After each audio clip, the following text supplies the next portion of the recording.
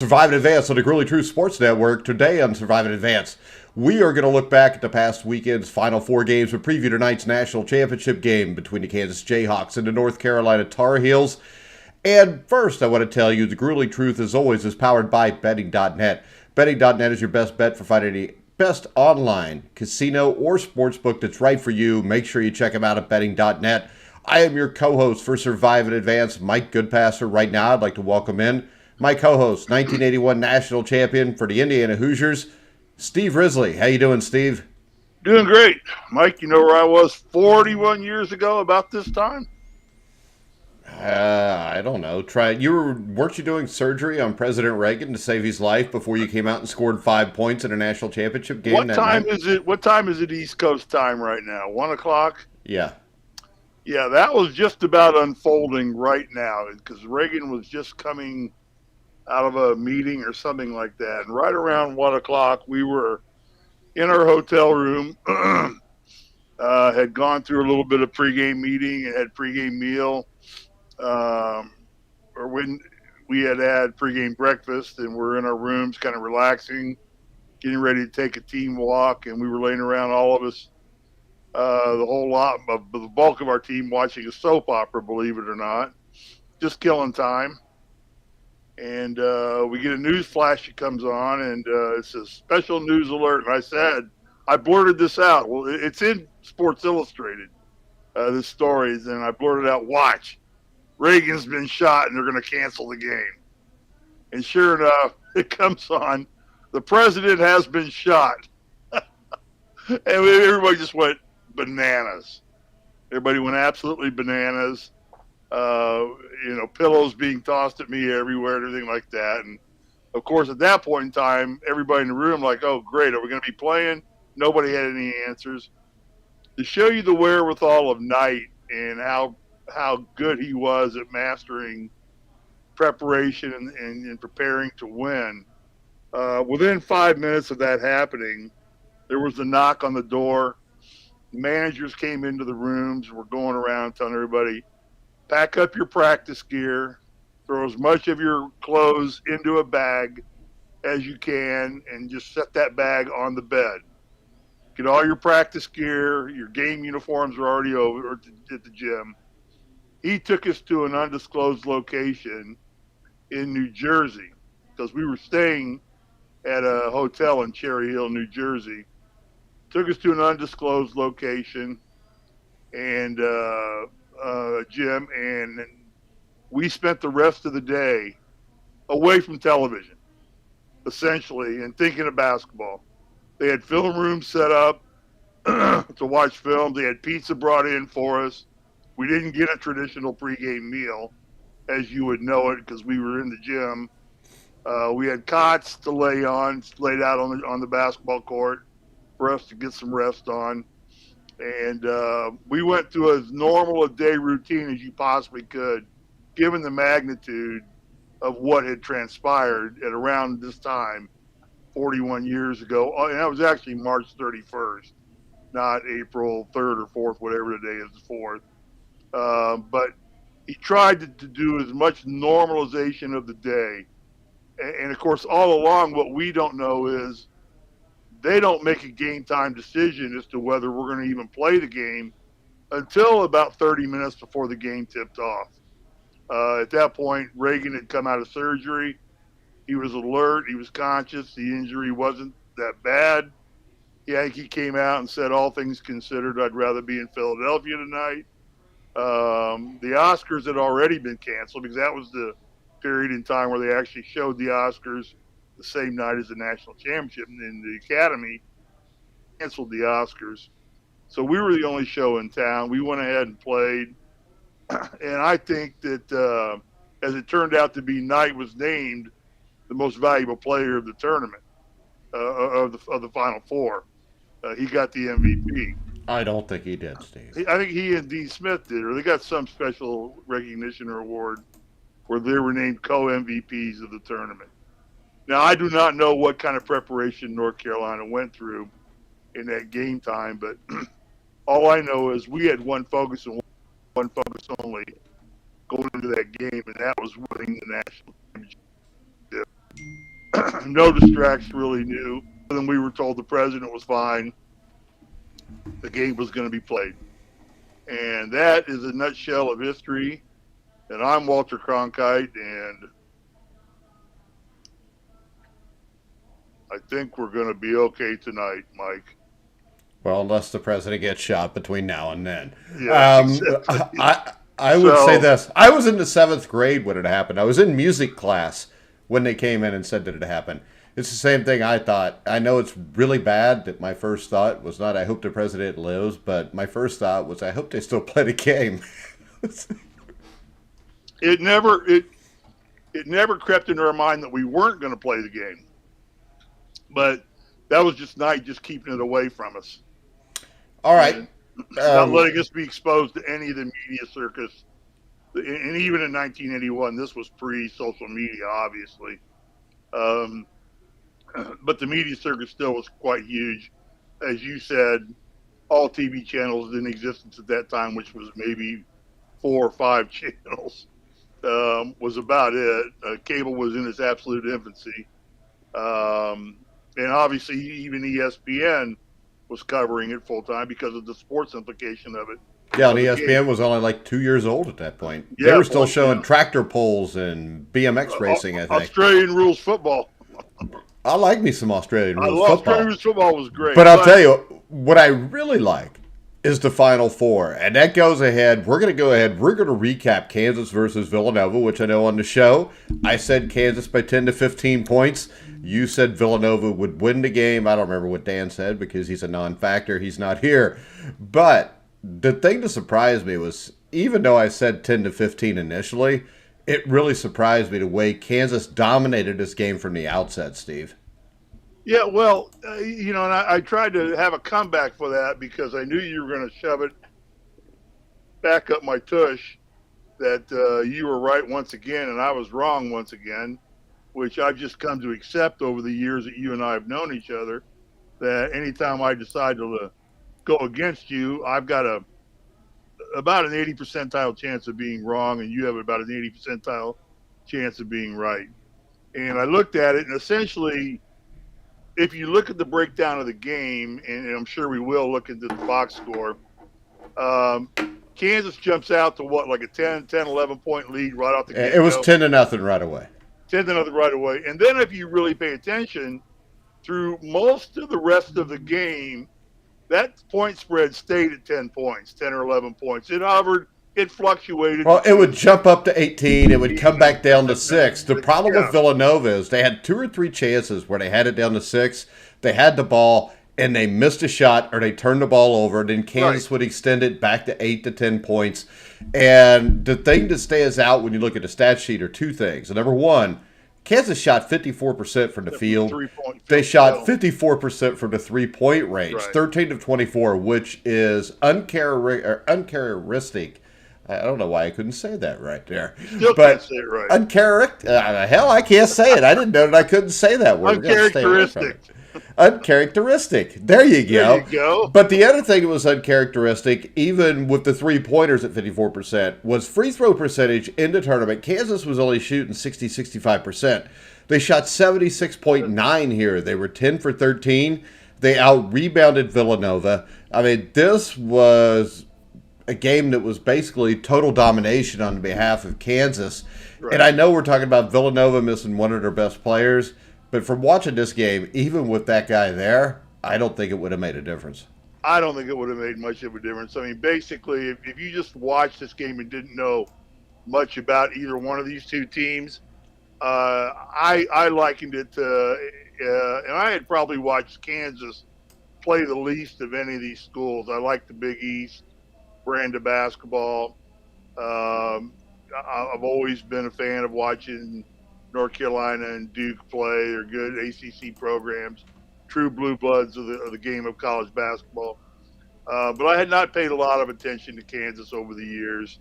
And when I was just watching the game, I said to myself, boy, this is men against boys right now. I mean, really, Villanova doesn't even look like they could stay in this game even at full strength. Like you said, I don't think it would have made much difference to add their star player.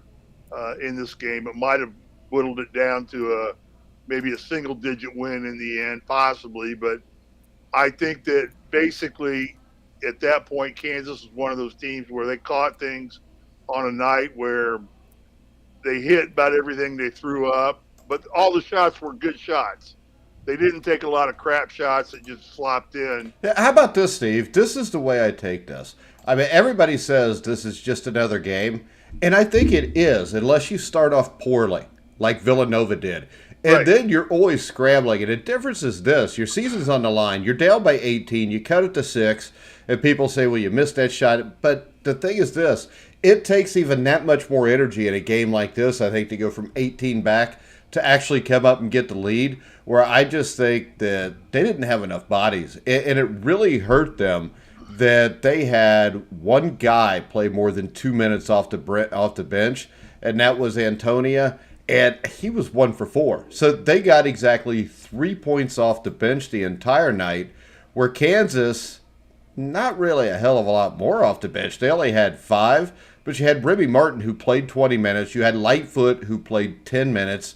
And, I mean, you're right. It looked like Kansas was men and Villanova was boys. Yeah, and I liken this to, we have a up and coming show on the Grueling Truth, the NASCAR show, and you'll see drivers that get themselves down early in a race, and you can tell they have the fastest car, but because of a poor pit stop or a penalty in pit lane or something like that, they'll get a lap down, or they'll get just mired back in 25th, 26th, 27th place to the leaders. And what happens is that they come flying up through the field to get back into contention, get back up in the top 5, but then all of a sudden they stall, or they just fail to continue to advance any farther than that. And the reason is that, and it's much like what happened to Villanova, when you dig yourself a hole like that against a team the caliber of a Kansas, you expend so much energy and equipment. In NASCAR, it's equipment. You burn your tires up trying to get through. You overheat your car trying to get through the pack, trying to get back up front. Once you get there, once Villanova would get it to 6 points, by not utilizing their bench enough, they exhausted their starters to the point to where they just really had nothing left to give, to where once they got in a battle-ready position with Kansas, they had no more go-go juice to get up and go against them. And that's the relative importance of in the Elite Eight and the Final Four, of not getting yourself down early in a game. You can do that in the early rounds against teams, and many times you can easily recover from getting 15, 16, 17 points down in the first half because the quality of the opponent you're playing, if somebody's just shooting hot basketball or what, they're hitting everything they're throwing up right now, you will weather that storm. You don't expend a lot of energy to do that.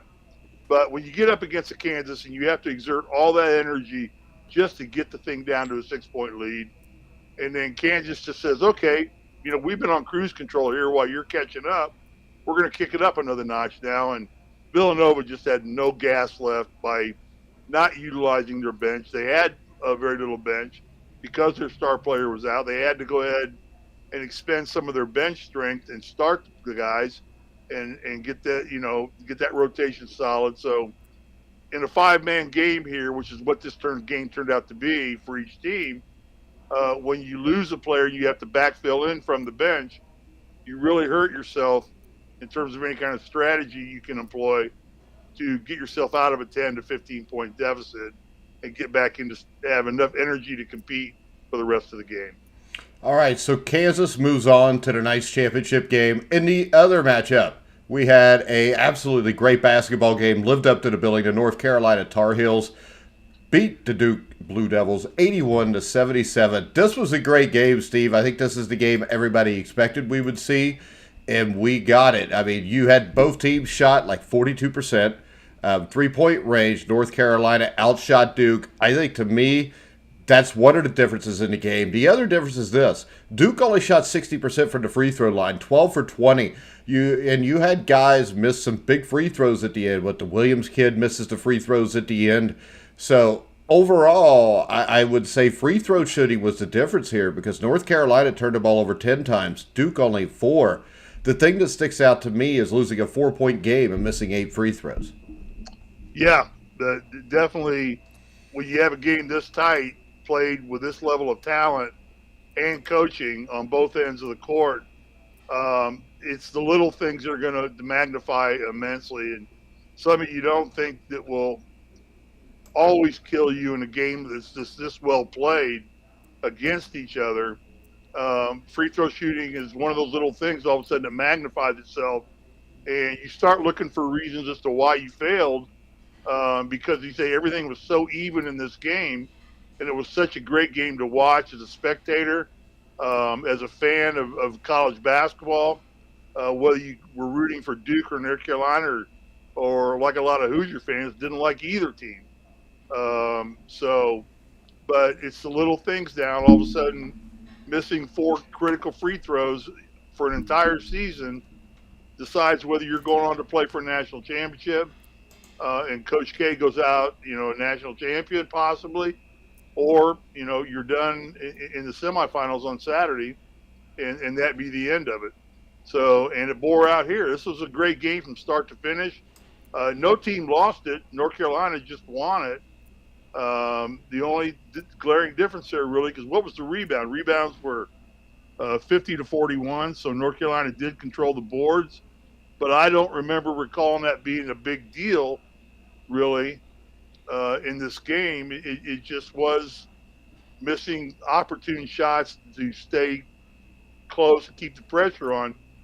The other thing is this. You had 10 made three-pointers by North Carolina. You only had 5 from Duke. So I think the free throws and the three-point shooting, that and the rebounding. Bacat had, 21 rebounds, 13 defensive, 8 offensive rebounds. He was a man amongst boys. Manick, who was the transfer that came in, he was only 4 for 10 shooting, but he was 3 for 6 from the three-point range, hit a few big threes. And really, we're talking about Williams' kid who missed the free throws, or what? I think it was Williams that missed the 2 free throws at the end. Manick missed 3 free throws in the last 3 minutes. But the difference is he came back, hits a 3, gets a drive and a score, so he kind of made up for it. Where with Dukes in the last minute, you really didn't have a chance to overcome it.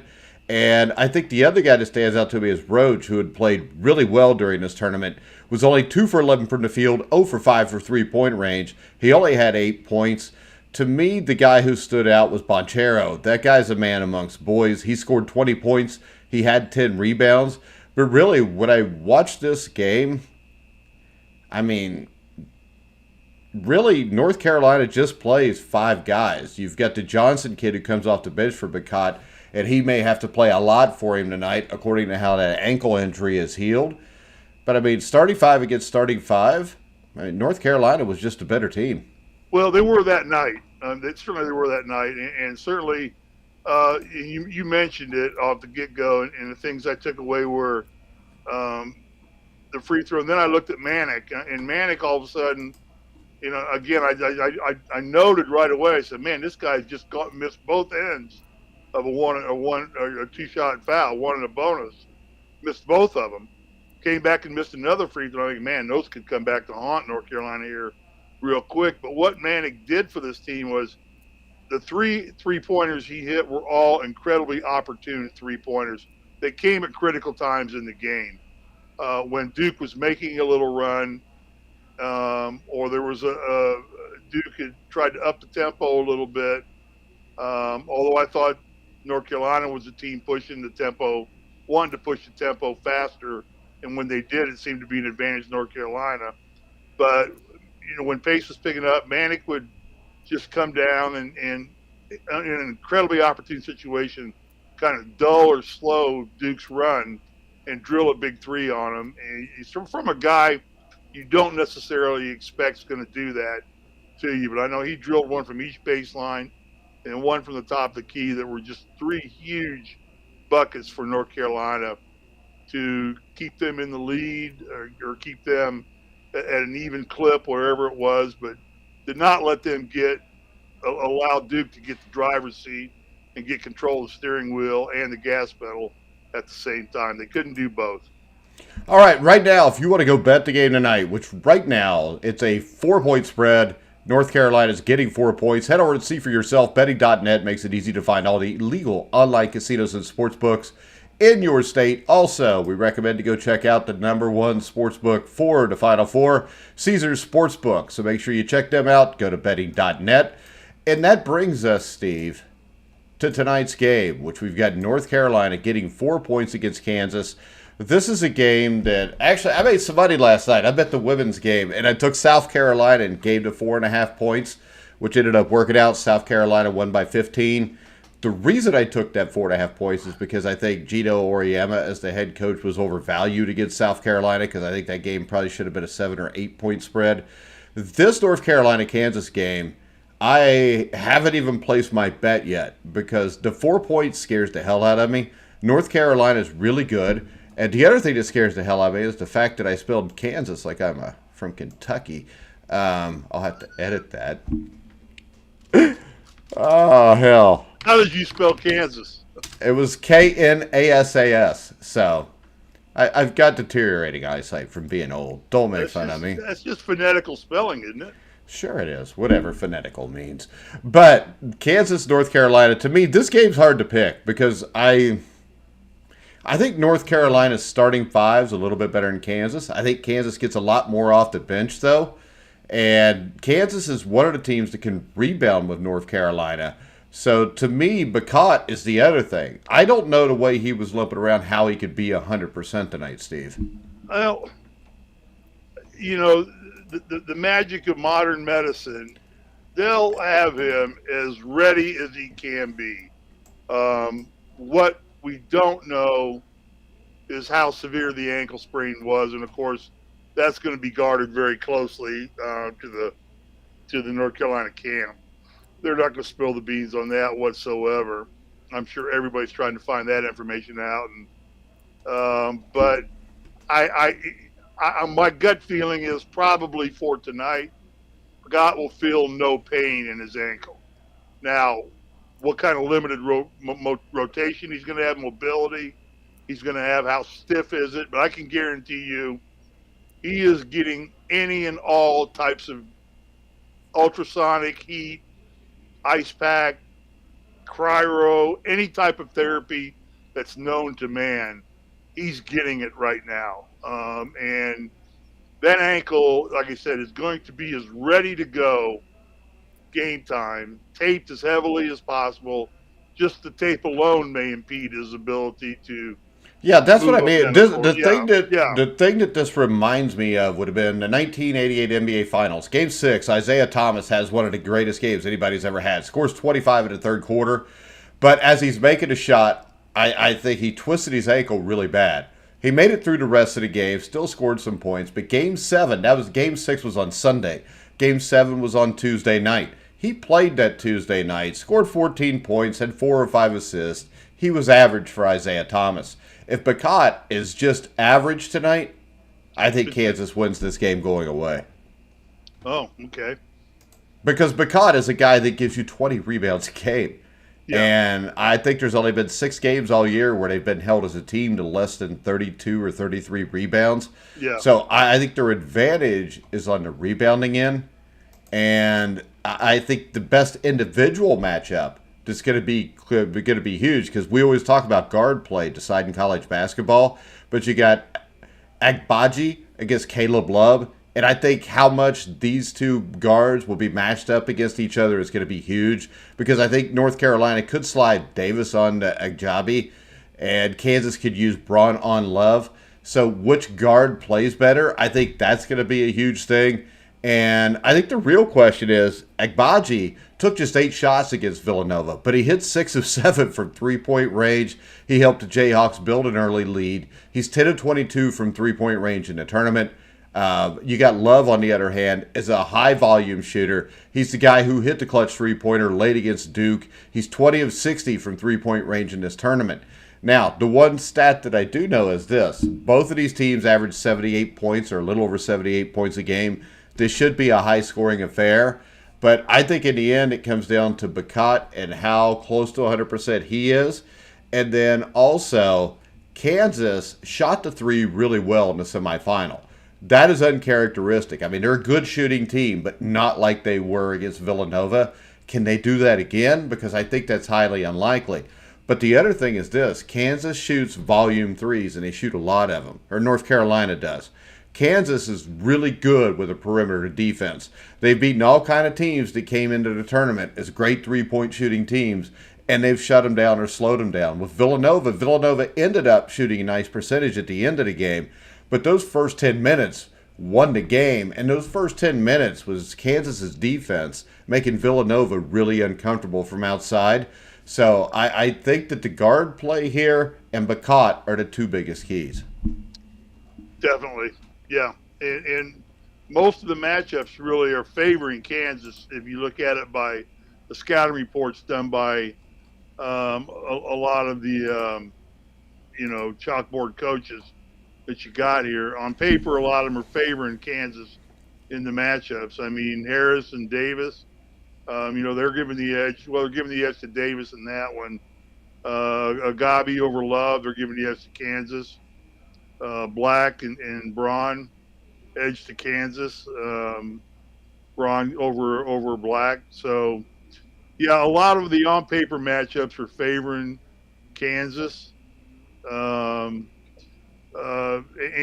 everything I'm reading really makes no mention of Bagot's ankle.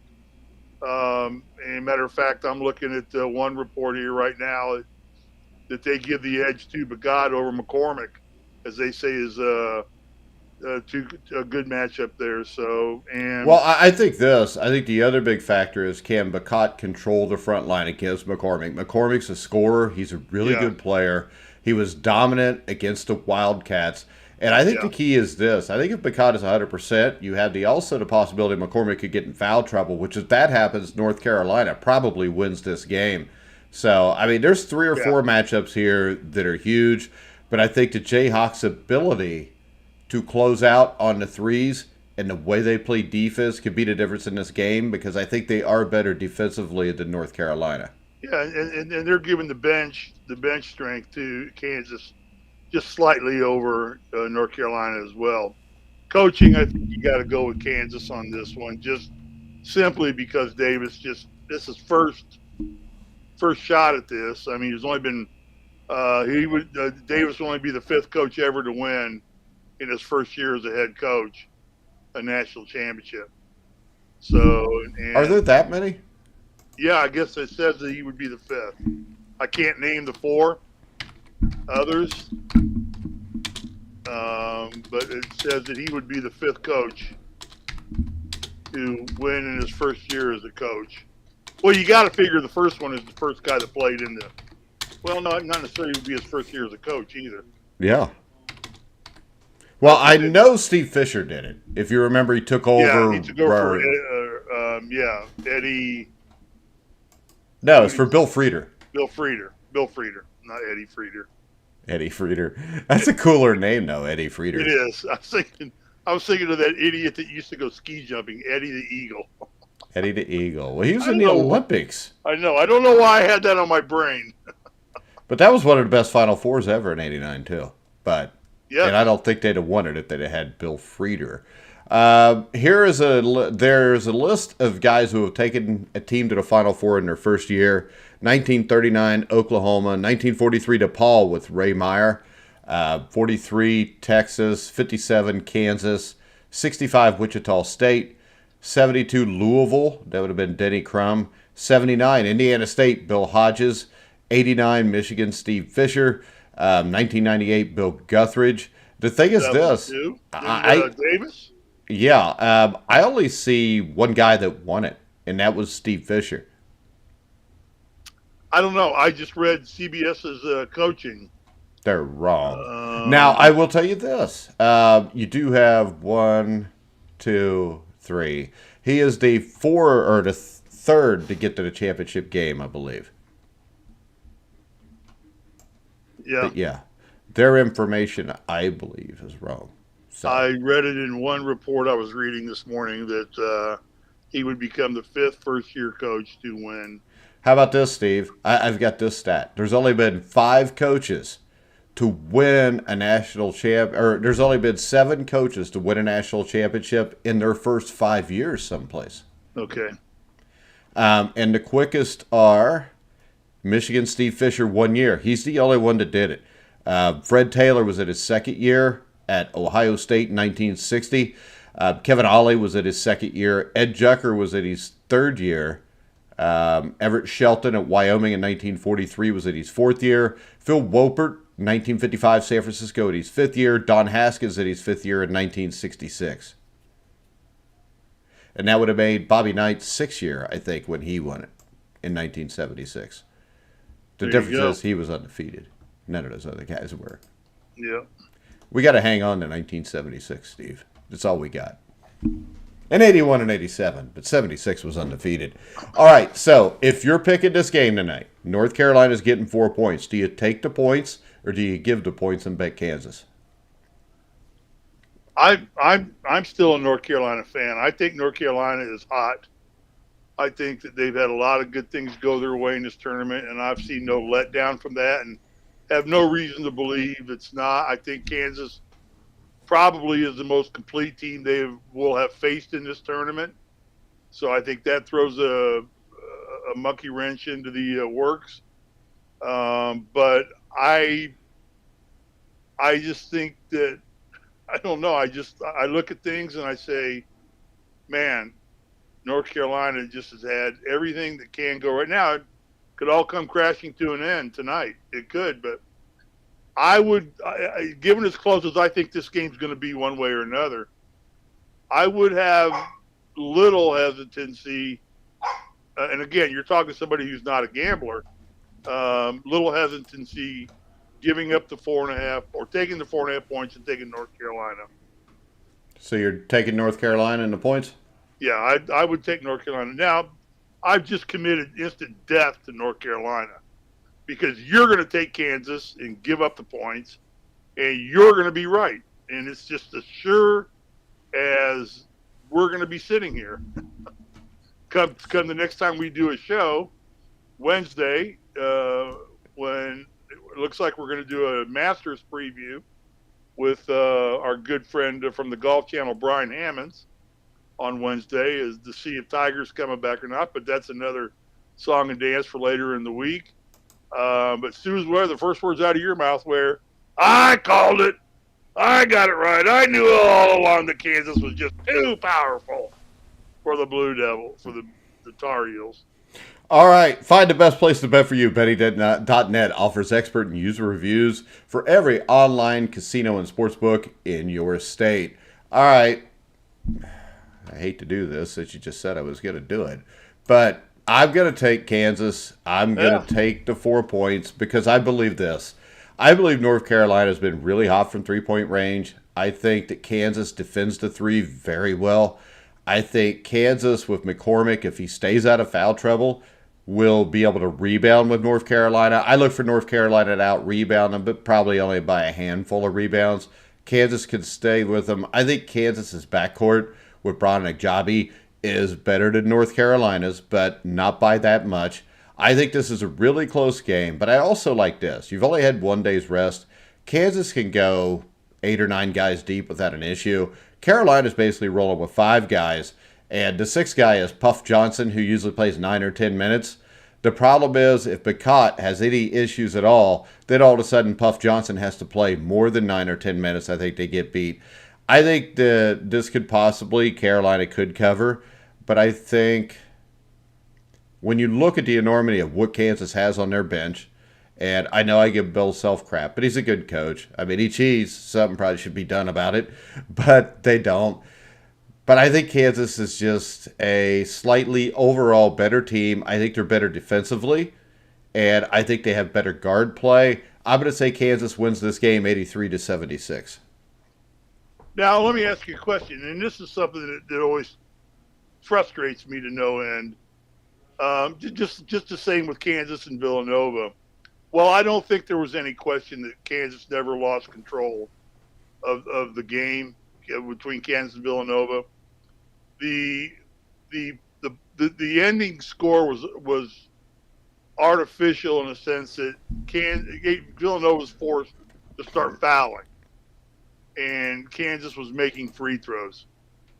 What's sad to me is that you're right.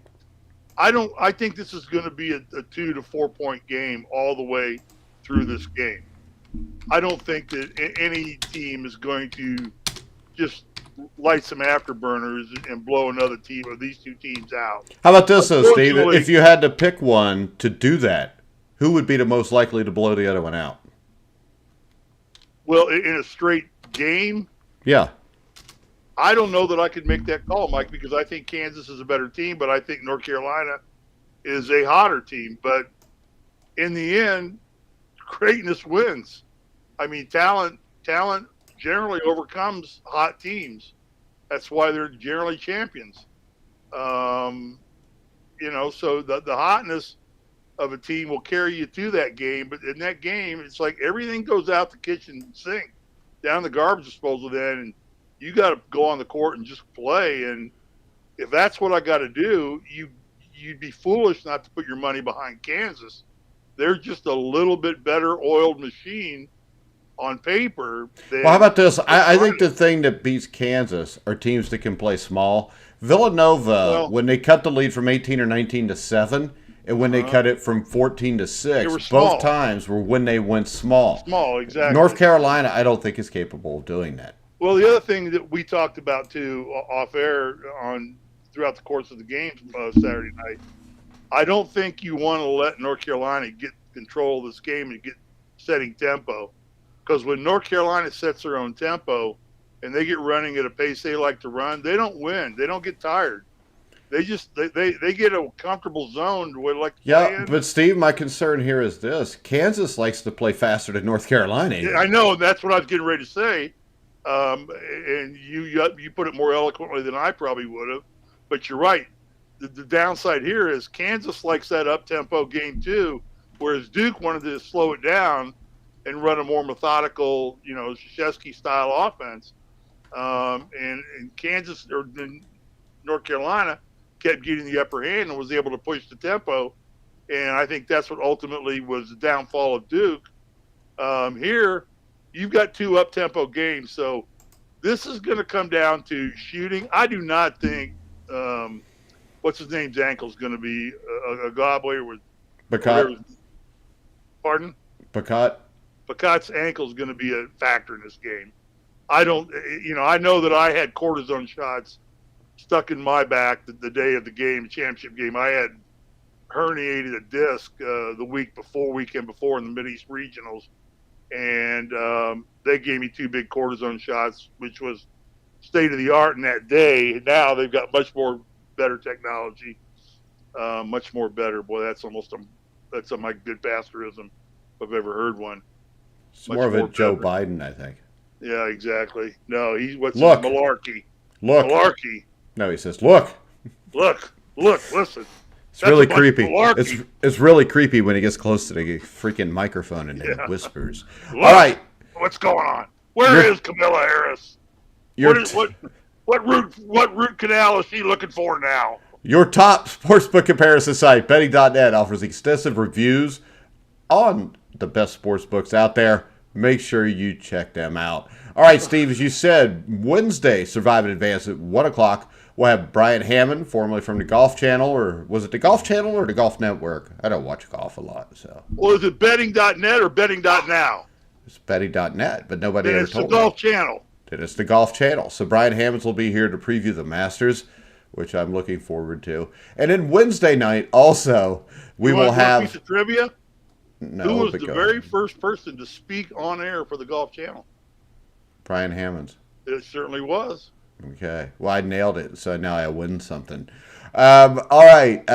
We've got Wednesday at 7 o'clock will be the NASCAR show. Correct, Steve?